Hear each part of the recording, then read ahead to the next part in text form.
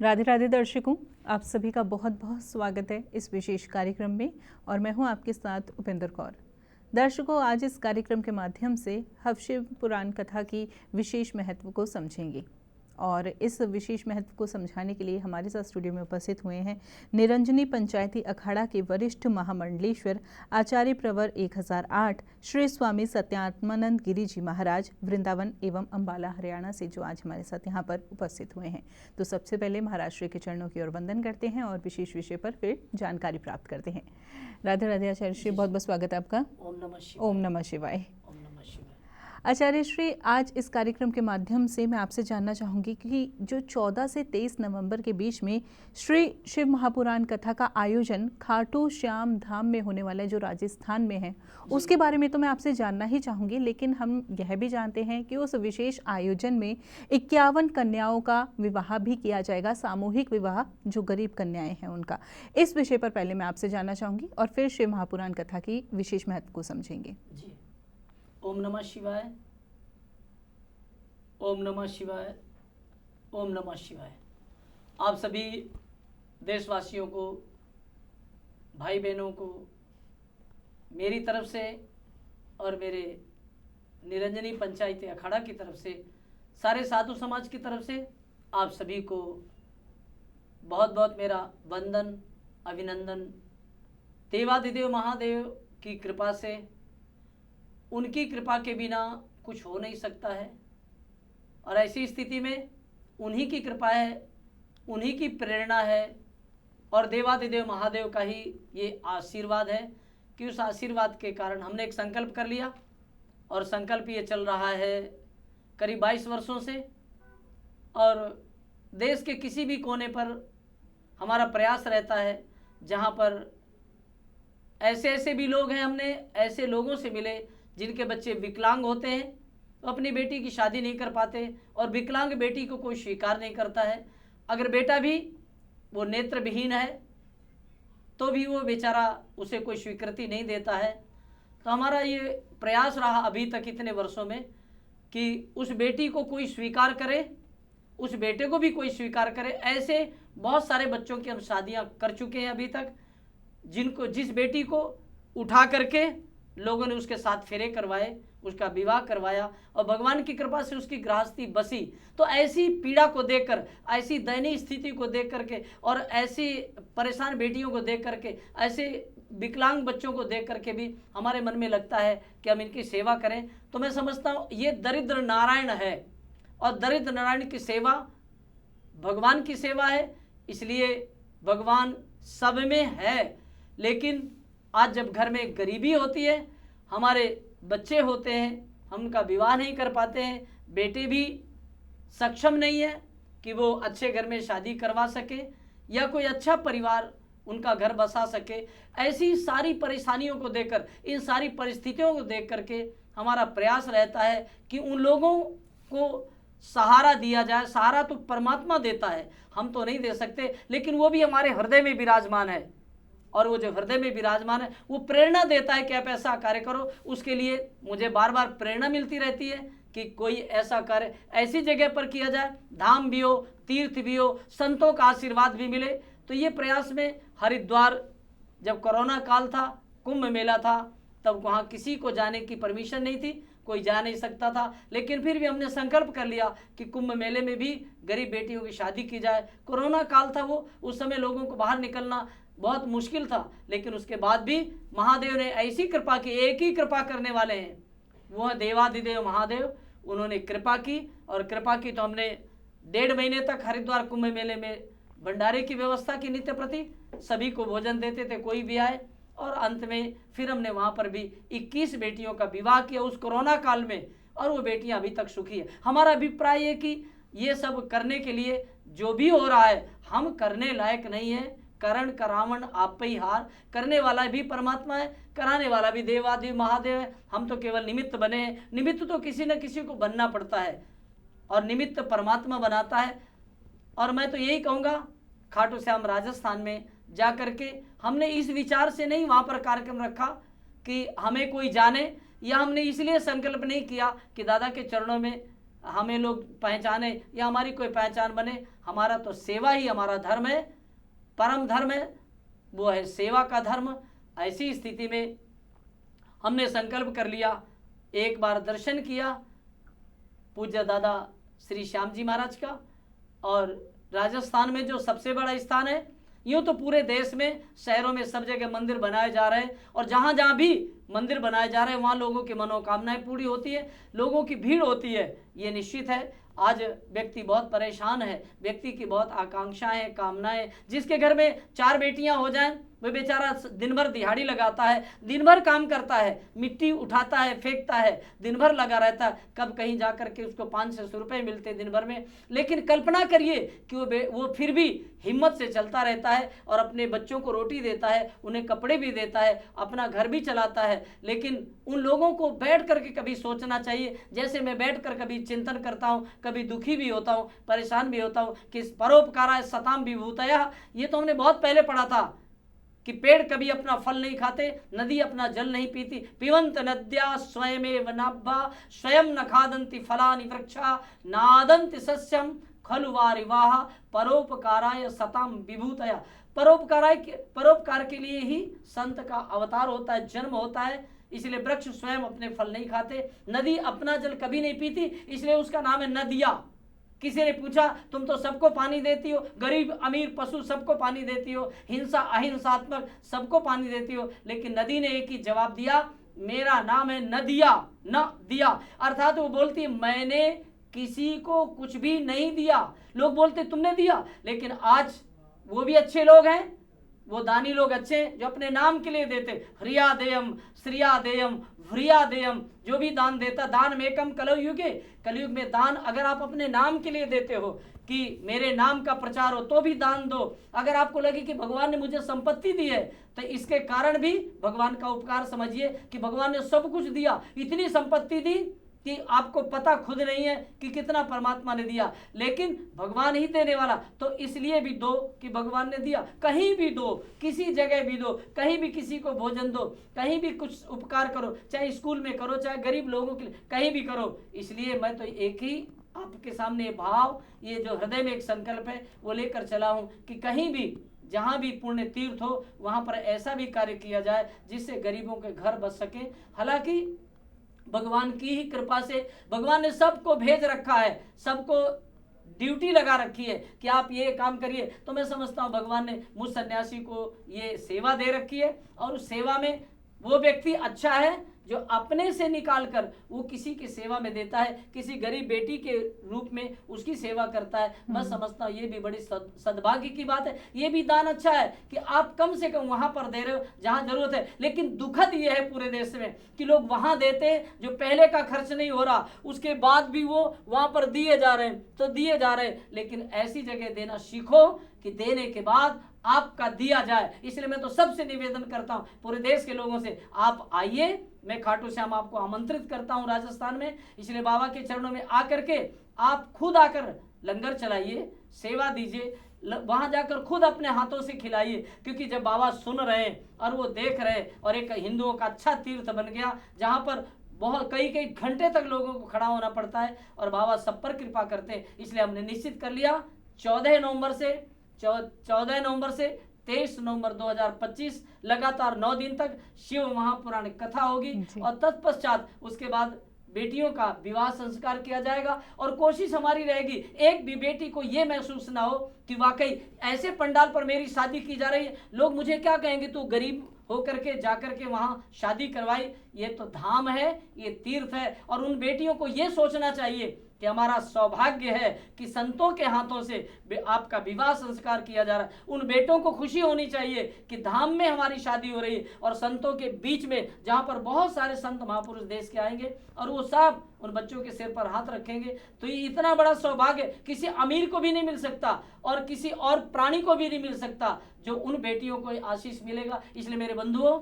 मेरे भाई बहनों, एक संकल्प कर लिया हमने, और वो संकल्प के लिए अभी हमने प्रचार शुरू किया है। तो प्रश्न आपका ये है कि शिव कथा से क्या प्राप्त हो सकता है, शिव कथा ही क्यों सुनी जाए, ये प्रश्न आपने किया। और ये प्रश्न आपका बहुत अच्छा है। इसलिए अच्छा है कि 33 करोड़ देवी देवताओं में अगर कोई श्रेष्ठ है तो वो है देवाधिदेव महादेव, और महादेव का कोई भी परिवार नहीं है। हाँ जी। एक ही देवता है जिसका कोई परिवार ही नहीं है, जिसके ना पिता का पता है, ना जिसकी माँ का पता है, ना जिसका कोई घर द्वार है। अगर वो है तो उसका नाम है सदाशिव। इसलिए देवाधिदेव महादेव ने जब सृष्टि प्रारंभ की थी तो सबसे पहले सदाशिव थे, और जब सृष्टि समाप्त हो जाती है तब भी सदाशिव ही रहते हैं और कोई भी नहीं रहता। जब प्रलय हो जाती है तो भी सदाशिव रहते हैं, लेकिन जब समाधि लगती है तो समाधि लगाने वाले भी केवल सदाशिव हैं, और सदाशिव ही अव्यक्तम लिंगमाख्यातम, जो शिव पिंडी है उस पिंडी को ही केवल आकृति के रूप में, जो गोल गोल शिव पिंडी होती है, हम उसको आकृति मानते हैं, और उसका दूसरा अर्थ कोई नहीं निकलता। एक ही आकार है, जिसको अंडाकार है उसको सदाशिव ने समाधि लगाकर प्रकट किया। और जब प्रकट किया तो उन्होंने सोचा मुझे सृष्टि चलानी है, तो सृष्टि चलाने के लिए अग्निर्ज्योति ज्योतिरग्नि स्वाहा, सूर्य ज्योति ज्योति सूर्य स्वाहा, तब देवाधिदेव सदाशिव ने। इसलिए ध्यान रखिएगा, शिव दो, गणेश जी दो, माँ पार्वती के स्वरूप दो, और उनके पुत्र भी दो, और एक का विवाह हुआ एक का नहीं हुआ तो उसकी भी पत्नियां दो और उसके भी पुत्र दो। इसलिए विचित्रता केवल महादेव में मिलेगी, किसी में नहीं प्राप्त हो सकता है। और महादेव कैसे, जिसको कोई भी वस्त्र की आवश्यकता नहीं है, कोई सामग्री की आवश्यकता नहीं है, कोई व्यवस्था की आवश्यकता नहीं है, कोई कुछ भी आवश्यकता नहीं। देवाधिदेव महादेव तो ऐसे है, केवल भस्म से प्रसन्न हो सकते हैं। एक बिल्व पत्री से महादेव खुश हो सकते हैं। ना उनको सुलाने की जरूरत है, ना वो कभी सोते हैं, वो हमेशा सदैव समाधिस्थ रहते, लेकिन समाधिस्थ में भी वो सदैव सब पर कृपा करते रहते। इसलिए उनका नाम है महादेव, उनका नाम है सदाशिव, उनका नाम है आशुतोष। आशु प्लस तोष, एक ही महादेव। ये डेफिनेशन, ये पदवी किसी को भी 33 करोड़ में प्राप्त नहीं है। सदाशिव है जो कि आशु माने शीघ्र, तोष माने प्रसन्न होने वाले। एक महादेव है जो बिल्व पत्री लीजिए, जल लीजिए और शिव जी पर चढ़ाइए तो तुरंत प्रसन्न हो जाते हैं। लेकिन जल में क्या क्या मिलना चाहिए, प्रश्न पहले खड़ा है। पूरे देश में लोग कथा करते हैं, लेकिन ये जानना जरूरी है कि बिल्व पत्री से क्या प्राप्त होता है। चावल से, दूध से, दही से, दूध भी कच्चा दूध चढ़ता है शिव जी पर, कच्चे दूध का दही चढ़ता है, शहद चढ़ता है, चीनी चढ़ती है, इसलिए इनसे बिल्वपत्री की भस्म चढ़ती है। क्या क्या प्राप्त होता है, ये केवल महादेव है जिन छोटी छोटी चीजों में प्रसन्न हो जाते हैं। ना उनको पर्दा बंद करने की जरूरत है, ना उनको सुलाने की आवश्यकता है, ना उनको भोग लगाने की जरूरत है, इसलिए कि वो सदैव समाधि में रहते, सब कुछ देख रहे हैं कि सृष्टि में क्या हो रहा है। बाकी देवताओं को तो सुलाना भी पड़ता है, शयन भी करना पड़ता है, बिस्तर भी लगाना पड़ता है, उसके बाद उनके मुकुट को भी उतारना पड़ता है, सुबह उठकर स्नान भी करवाना पड़ता है, फिर कपड़े बदलना पड़ता है। महादेव एक ऐसे देव हैं जो तुरंत प्रसन्न होते और तुरंत इच्छाओं को पूरा कर देते। इसलिए मेरा जो भाव है, जो शास्त्र सम्मत है, वो ये कि देवा दिगंबराय भस्मांग रागाय महेश्वराय, एक महादेव है जिनको भस्म पसंद है, उनको और कुछ नहीं चाहिए। लेकिन भस्म भी किसकी, श्मशाने स्वाप्रीडा स्मर हर पिशाचा सहचरा, देवाधिदेव महादेव को भस्म चाहिए। एक और नियम है, जो भी आचार्य ये बोलते हैं कि भगवान शंकर को शमशान घाट की भस्म चाहिए, ये सर्वथा अनुचित है, ये उत्तर सही नहीं है, ये गलत उत्तर है। भगवान शंकर की शिवपिंडी पर किसी भी चिता की भस्म नहीं चढ़ती है। पहले जो हुआ, आज शास्त्र सम्मत जब हम लोग पहुंचे तो ना तो देवाधिदेव महाकाल उज्जैन में, वहां भी भस्म आरती नहीं होती, प्रतिबंध लगा दिया। लेकिन महाराज श्री, हमने तो यह भी सुना है कि उज्जैन महाकाल में जो है एक समय पर चिता की भस्म ही चढ़ती थी। जी, लेकिन उस समय जब तक होता रहा, परंतु उसके बाद जब शास्त्र का अध्ययन हुआ, जब बड़े बड़े आचार्यों ने उस पर अध्ययन करने के बाद और जब उसमें से निकाला, तो उसका नियम केवल इतना ही है। अगर हम देखें शिव पंचाक्षर स्तोत्र में, तो उसमें भस्मांग रागाय महेश्वराय नित्यावशुद्धाय दिगंबराय तस्मै नकाराय नमः शिवाय, तो शिवाय गौरी बदनाब्ज वृंद। तो ऐसी स्थिति में अगर हम शास्त्र को देखते हैं तो ये तो शिव महापुराण की स्तुति है, और ऐसी स्थिति में भगवान शंकर के लिए केवल भस्म का प्राविधान है। उसमें ये नहीं लिखा चिता भस्मांग रागाय चिता, ऐसा शब्द का कहीं प्रयोग नहीं किया गया, केवल इतना ही कहा गया है। तो ये भ्रांति बहुत समय से थी, और उसके बाद जब आचार्यों, वाराणसी के आचार्यों ने या तो महाकाल के उज्जैन के आचार्यों ने जब ये सब कुछ पढ़ा और निर्णय लिया कि नहीं भाई, किसी भी चिता की भस्म महादेव के ऊपर चढ़ने का कोई प्राविधान नहीं है, अंततः फिर ये निर्णय लिया गया कि नहीं भाई, सभी आचार्यों ने निर्णय लिया कि फिर भस्म कौन सी महादेव को स्वीकार है, तो महादेव को वो भस्म स्वीकार है। नियम ये है शिव महापुराण के अनुसार कि बिल्वपत्री को तोड़िए और तोड़ करके उसको सुखाइए, और सुखाने के बाद फिर उसकी भस्म बनाइए, और भस्म बना करके फिर देवादिदेव महादेव के ऊपर भस्म आरती कीजिए। ये शास्त्र सम्मत है, ये शिव महापुराण के अनुसार है। लेकिन भस्म जो है ना, अत्यंत महादेव को प्रिय है, इसलिए देवादिदेव महादेव के 2 स्वरूप हैं, और सबसे पहला स्वरूप ये है कि वो दिगंबर हैं, क्योंकि जो दिगंबर है वो समाधि लगाते हैं और समाधि लगा करके बैठे रहते हैं, और वो एक बार समाधि लगती है तो समाधि पुनः खुलती नहीं है। ऐसी स्थिति में एक तो दिगंबर है, इसलिए श्रेष्ठ स्वरूप है वो महादेव का दिगंबर स्वरूप है, और दिगंबर स्वरूप में महादेव भस्म लगाते हैं। नंदी क्या करते हैं, नंदी को एक ही आदेश रहता है कि भस्म लाकर मुझे दीजिए और मैं भस्म रमाऊंगा, तो फिर उसमें बिल्वपत्री इकट्ठी की जाती है, उसको जलाया जाता है। जलाने के बाद उसको जो है ना, फिर हम सही ढंग से ओम नमः शिवाय बोल करके उसको हम रखते हैं, और रख करके भस्म कलयुग के प्राणियों को, इसलिए जो भी प्राणी हो, ब्राह्मण क्षत्रिय वैश्य शूद्र सभी वो महादेव को मना सकते हैं, लेकिन भस्म सभी को लगानी चाहिए, क्योंकि जो भस्म लगाता है उसके जीवन में कभी अकाल मृत्यु नहीं होती, एक्सीडेंट नहीं होते। आप माने न माने तो कर लीजिए एक बार। ऐसी स्थिति में महादेव की कृपा इतनी है कि केवल भस्म लगाने से, इसलिए एक स्वरूप है महादेव का दिगंबर, एक स्वरूप है श्वेतांबर। तो जो श्वेतांबर स्वरूप है वो भगवान क्या है कि वो मृग चर्म धारण कर लेते हैं, तो उन्हें हम श्वेतांबर बोल देते हैं, उसके अलावा वो कुछ पहनते नहीं हो।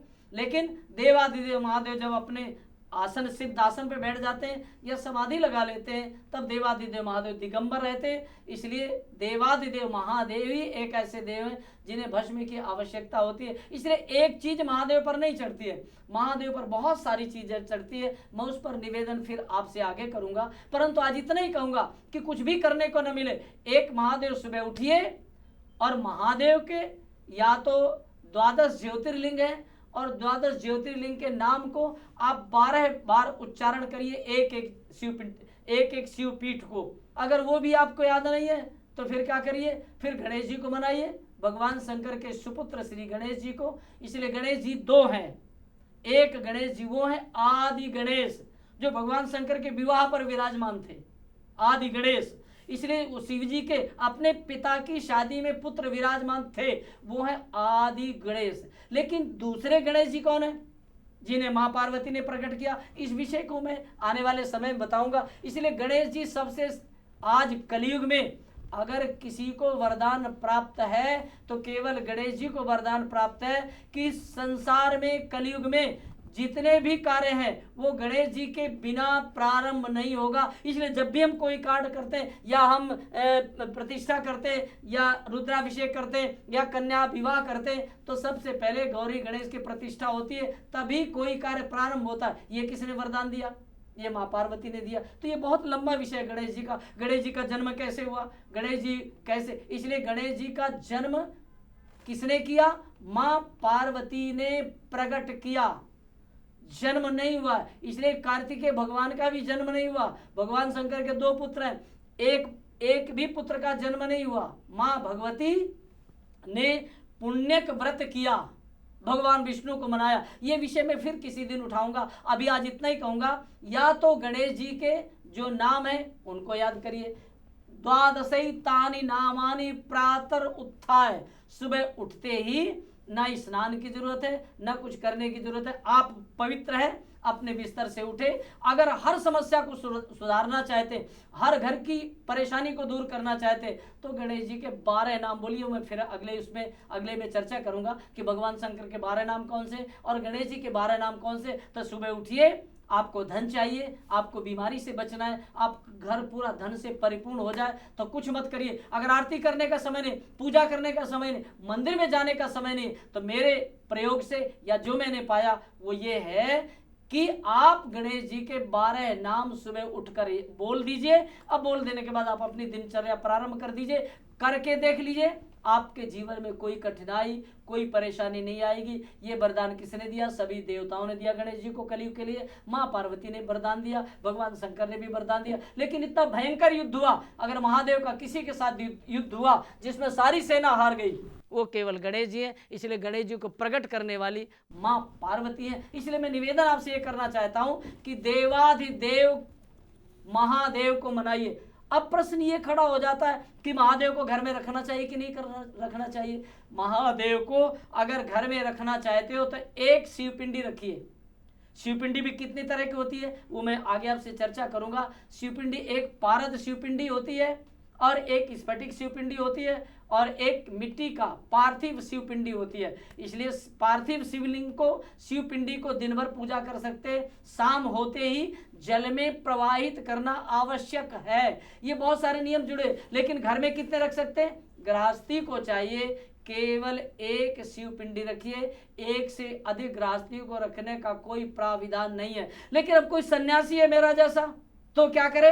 तो महादेव के 3 रूप रख सकता है, 3 शिवपिंडी रख सकता है, 3 से अधिक रखने का कोई प्राविधान नहीं है। नहीं तो दरिद्रता आती है। गृहस्थी के घर में अगर शिवपिंडी एक है तो पूर्ण फल प्राप्त होगा। कोई कभी, लेकिन जब तक पंचामृत स्नान नहीं करवाएंगे तब तक आपको कोई फल प्राप्त नहीं होगा। इसलिए शिवपिंडी घर में बिल्कुल मत रखें। रखना इसलिए मना है कि आप पंचामृत स्नान करवाइए और स्नान करके भस्म लगा दीजिए, बस।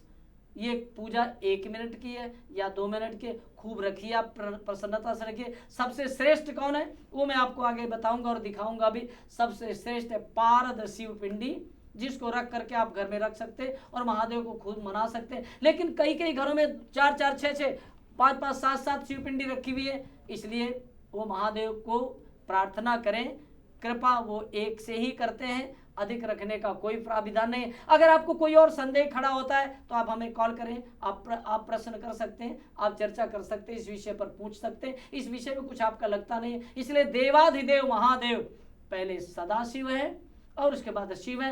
विवाह जो हुआ वो सदा शिव का नहीं हुआ। सदा शिव ने जो शिवपिंडी अव्यक्तम लिंगम आख्यातम, जो शिवपिंडी प्रकट हुई वही शिव रूप में प्रकट हुई है। और उसके बाद उन्होंने भगवान विष्णु को प्रकट किया। भगवान विष्णु ने हजारों वर्ष तक तप किया और जब तप किया तो उनके शरीर से पसीना बहने लगा और जब पसीना बहने लगा तो पसीना की धारा एक एक नदी का रूप ले लिया, पूरी पृथ्वी पर पानी ही पानी हो गया। तब महादेव से प्रार्थना की, बाबा मैं क्या करूं? तब महादेव ने कहा अभी आप समाधि लगा कर रखिए। और तब वो पानी में तैरने लगे और जब समाधि लगी हुई थी तब नारायण की समाधि लगी हुई थी। नाभि से कमल पुष्प प्रकट हुआ और उस कमल पुष्प पे पितामह का प्राकट्य हुआ और भगवान ब्रह्मा जी का प्राकट हुआ। और प्राकट हुआ तब नारायण स्वयं उठकर बैठे। दोनों ने हजारों वर्ष तक समाधि लगाए। और इधर समाधि किसकी लगी हुई है? सदा शिव की समाधि।